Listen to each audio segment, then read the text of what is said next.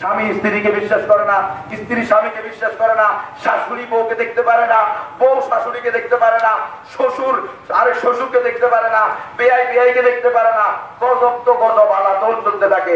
শুরু হয়েছে বিয়ের দিন থেকে শেষ হয়েছে মৌত পর্যন্ত, অথবা তালাক হওয়া পর্যন্ত। কি আছে না নাই এরকম কলহ? অথচ আল্লাহ রাসূল কি বলছেন? ইন্না আ'যামান নিকাহি বারাকাতান আইসারুহু মাউনাতান। সবচেয়ে বরকতময় বিবাহ হলো ওইটা যেটার ভিতরে খরচ কম হয়, কোনো খরচ হবে না, সাদা সিধা।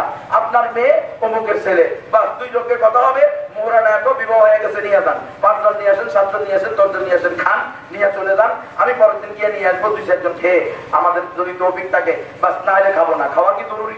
ফরজ ওয়াজিব কোনোটাই তো না। আমরা নিজেরা বানায় নিছি। এখন গরিব মানুষ পর্যন্ত সুদের উপরে টাকা নিয়ে তারপরে 200 মানুষের খাওয়াইতে হয়। আমার সাহেব মুর্শিদ মুফতি মুর্শিদ সাহেব বলতেন, যারা কোনের বাড়িতে খানা খাইতে যায় এরা হইল টাকালা সারিকান ওয়া খারাজা গারিমান। চোর হইয়া ঢুকলো, টাকা দিয়ে বাইরে। মেয়েদের বাড়িতে কোনোদিন খাইতে যাবেন?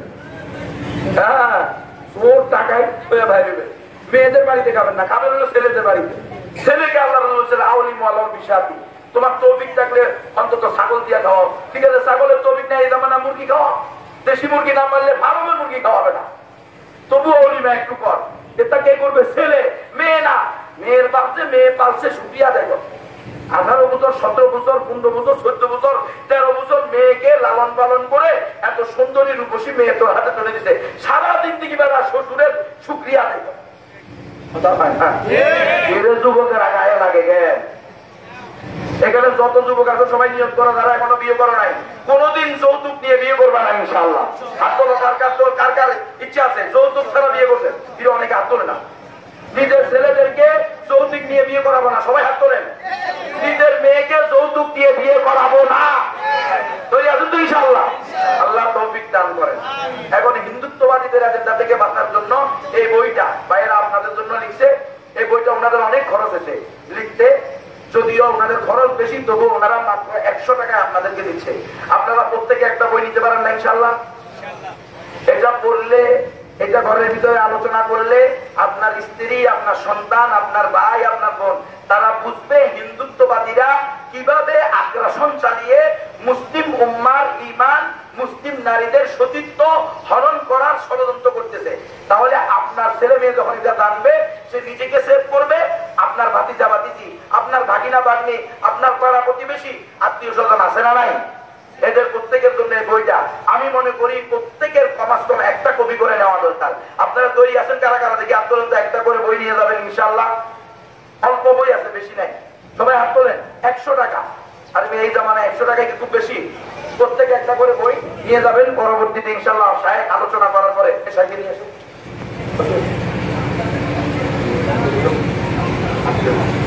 তাহলে এই বইটা আপনারা নেবেন তো ইনশাআল্লাহ? প্রত্যেকে একটা করে বই নিবেন এবং ঘরের মধ্যে তালিম করবেন, নিজে পড়ে অন্যকে পড়াইবেন। ভাই, শত্রু চিনতে পারা এটাও কিন্তু এক ধরনের বিজয়। শত্রুকে চিনতে পারা, আপনি যদি আপনার শত্রুই না চিনেন, এটা এক ধরনের পরাজয় শত্রুর কাছে। আপনি আপনার শত্রুকে আগে চিনবেন। শত্রুকে, কে আপনার বিরুদ্ধে আগ্রাসন চালাইতেছে, কে আপনাকে এই দুনিয়া থেকে নিশ্চিহ্ন করে দিতে চায়। এই দেশের, এই হিন্দুস্তানের হিন্দুদের প্ল্যান, ষড়যন্ত্র, টার্গেট, ঘোষণা, মিশন, ভীষণ, তারা অখণ্ড ভারত বানাবে। ভারত, বাংলাদেশ, পাকিস্তান, মায়ানমার, নেপাল, ভুটান, সাথে আফগানিস্তানকেও নিছে। এটা শুনে আমার কাছে ভালো লাগছে খুব, যে আফগানিস্তানের অখণ্ড ভারতের অংশ বানাবে। সুবহানাল্লাহ, সুবহানাল্লাহ। আমরাও দেখবো ইনশাআল্লাহ। না রে, আফগানিস্তানের জন্য নয়, আফগানিস্তান হলো সাম্রাজ্যের কবরস্থান। বিশ্বের দুইটা সুপার পাওয়ারের দুলিশাত করে দিচ্ছে, কবরে পরিণত করছে। এরা হলো আফগানিস্তান। আল্লাহু আকবার। আর এখন তো এরা হলো বিশ্বের সুপার পাওয়ার। পরে আল্লাহ কোরআনে বলছে, ওয়ালা তাহিনু ওয়ালা তাহজানু ওয়া আনতুমুল আ'লাউনা ইন কুনতুম মুমিনিন। এই মুমিনেরা, ঈমানদারেরা, মুসলমানেরা, দুঃখিত হইও না, ব্যথিত হইও না। হায় মাহমুদুল হক সাহেবকে এতদিন বন্দী করে রাখলো, হায় শেখ হারুন এলাকে এইভাবে টর্চার করলো, হায় রফিকুল ইসলাম মাদানিকে এইভাবে টর্চারিং করলো, হায় আলী হাসান সাহেব করে এইভাবে জুলুম হইলো। তোমরা ভয় পেও না, মন ভেঙে যেও না। হকপন্থী ওলামায়ে কেরামের উপরে জুলুম হইছে, তাওহীদবাদীদের উপরে জুলুম হইছে, এগুলো বিঠা যায় না। তোমরা যদি মুমিন হও, আল্লাহ তোমাদেরকে বিশ্বের সুপার পাওয়ার বানিয়ে দিবে।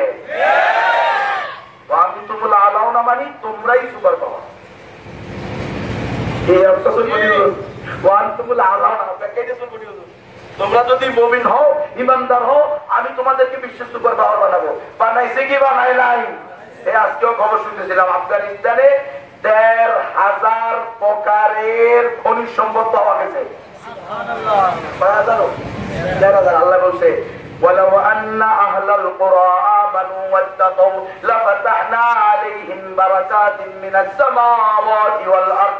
যদি কোন সম্প্রদায়, কোন এলাকাবাসী, কোন জনপদবাসী তারা যদি ঈমান আনে, ঈমান আনার মতো তাকওয়া অবলম্বন করে, আল্লাহর উপরে আল্লাহকেই একমাত্র ভয় পায়, লাফাতাহনা আলাইহিম, তাহলে তাদের জন্য আমি খুলে দেব বারাকাতিন মিনাস সামাওয়াতি ওয়াল আরদ, আসমান জমিনের বরকতের দরজা। বলে দিছে কি দেয় নাই? এখন ৭১ টিভির মতো নাস্তিকেরাও কয় আল্লাহ তাআলা যেন আফগানিস্তানে তার রহমতের সকল দরজা খুলে দিতে। আল্লাহু আকবার। সব গুণি তো পাইছে পাইছে, তেলের গুঁড়া, লবণের গুণিও পাইতেছে। কি গুণিও? লবণের গুণি। খালি পান্নার গুণি, দামি দামি পাথর আছে না, এরকম পান্নার গুণি পাইছে ৪০টা। লিথিয়াম আগামী ভবিষ্যতের, এই আগামী বিশ্বের তেল গ্যাস যেটাকে বলা হয় সেটার নাম হলো লিথিয়াম। এখন চলতেছে না তেল দিয়া, এই যে জায়গাটা চলতেছে না, এই জায়গাটা চলে মোটর চলে কি দিয়া? তেল দিয়া। ভবিষ্যতে এটা চলবে লিথিয়াম দিয়া। কি দিয়া? লিথিয়াম। তেলকে বলা হয়তো ব্ল্যাক গোল্ড। সৌদি আরব যখন তেল পাইছে তখন বলা হয়েছে এরা ব্ল্যাক গোল্ড পাইছে। আর আফগানিস্তানে পাইছে লিথিয়াম। বিশ্বের সবচেয়ে বেশি লিথিয়াম মজুদ হলো আফগানিস্তানে। এটাকে বলা হয়েছে হোয়াইট গোল্ড। বলতেছে আগামী ১০ বছরের মধ্যে এরা হয়ে যাবে বিশ্বের সৌদি আরব। আল্লাহু আকবার। কইতেও মন চায় না, আরে মুসলমান কি অবস্থা, আনন্দ লাগেনি রে?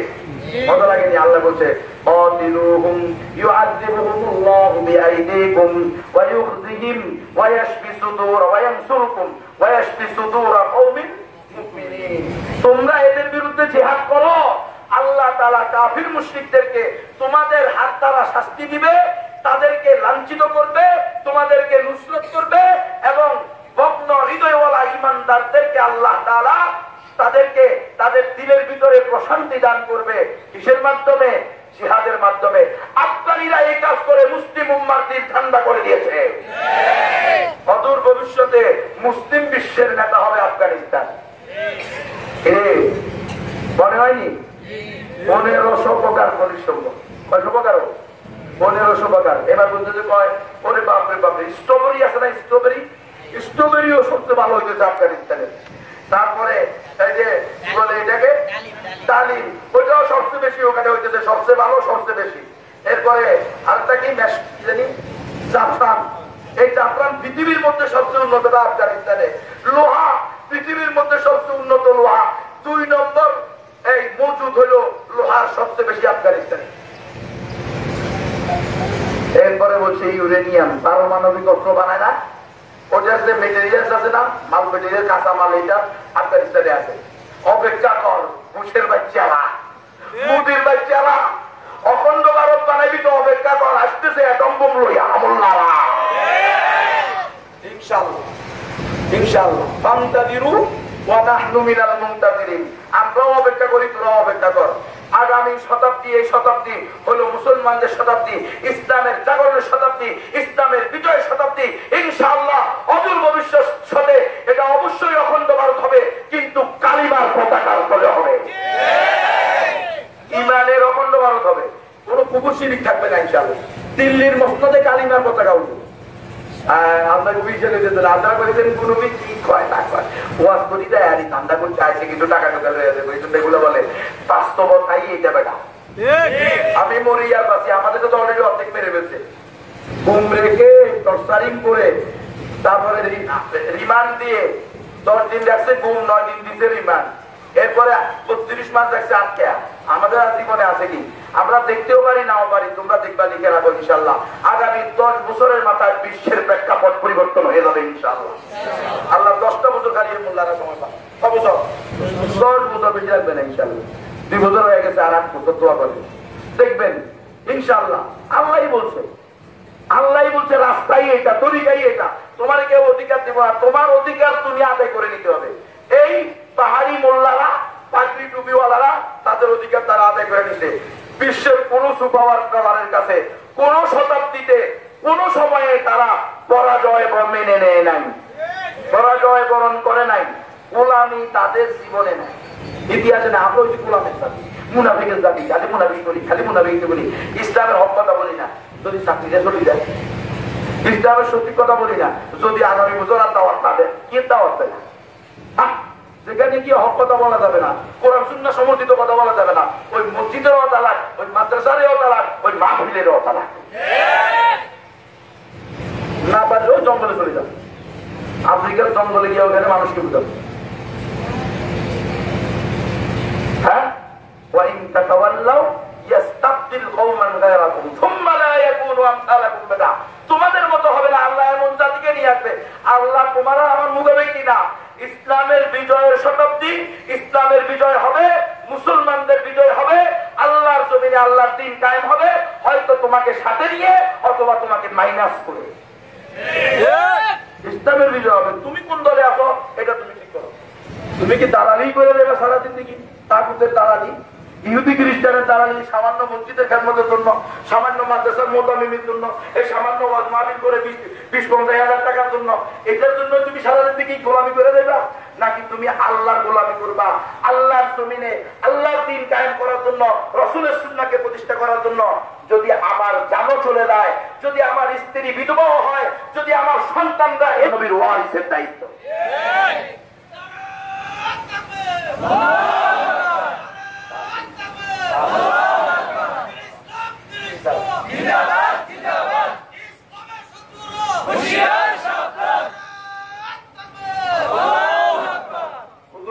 হুজুররা এনজিওর বিরুদ্ধে বললো, ওই সুদের বিরুদ্ধে বললো, ওই ঘুষের বিরুদ্ধে বললো। হ্যাঁ বাবা, হুজুরদের দায়িত্ব খালি ফতুয়া দেওয়াই, কোরআন সুন্নাহ সমর্থিত, কোরআন সুন্নাহ অনুযায়ী ফতুয়া দিবে, এটাই হুজুরদের দায়িত্ব। হুজুররা এটাই ওয়ারিস। আল্লাহ রাসূল বলেন, আল উলামা ওয়ারাসাতুল আম্বিয়া ওয়াল আম্বিয়া লাম ইওয়ারিসু দিনারাও ওয়ালা দিরহামা। উলামায়ে কেরাম নবীদের ওয়ারিস, আর নবীরা তাদের ওয়ারিস টাকা পয়সার ওয়ারিস বানায় না, বাল ওয়ারাসাহুমুল ইলম, তারা আসমানি ইলমের ওয়ারিস বানায়। আমরা আসমানি ইলমের ওয়ারিস। আমাদের দায়িত্ব আপনাদেরকে বলে দেওয়া, হিন্দুত্ববাদীদের কাছে নিজের সন্তানকে ছেড়ে দেওয়া যাবে না। আমাদের দায়িত্ব আপনাদেরকে বলে দেওয়া, এনজিওদের হাতে আপনাদের স্ত্রীদেরকে ছেড়ে দেওয়া যাবে না। আমাদের দায়িত্ব আপনাদেরকে বলে দেওয়া, এই সমস্ত সেকুলারিজম, এই সমস্ত নাস্তিকবাদী শিক্ষা সিলেবাসে আপনাদের সন্তানকে পড়ানো যাবে না। এই কথাগুলো আপনাদেরকে বলা আমাদের দায়িত্ব, মানে আপনাদের দায়িত্ব। তৈরি আছেন তো ইনশাআল্লাহ?